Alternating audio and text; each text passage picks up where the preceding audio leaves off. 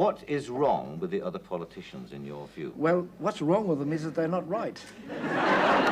Do you mean, Mr. Premier, not right-wing or not right?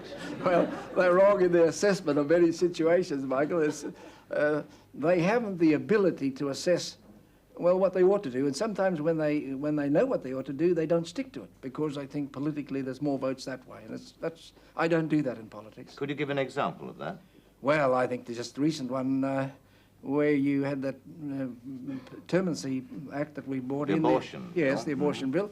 They all thought it was right. They all formulated it. For 9 months, they, as it were, built a house, made that bill just the way they adjusted, altered, changed it. Every one of them.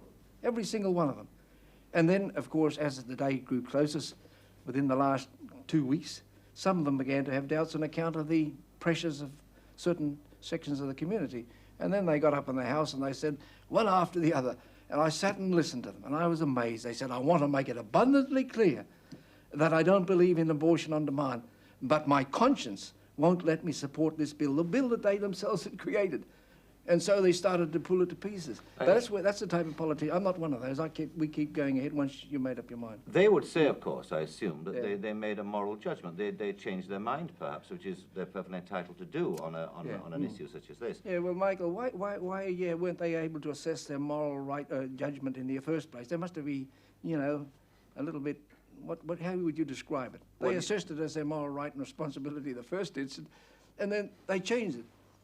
They evidently can't make very clear judgments, can they? You're suggesting, Mr. Premier, then, that they made their change of heart out of political expediency. No doubt about that. You asked. You really believe that? Sure. Mm-hmm.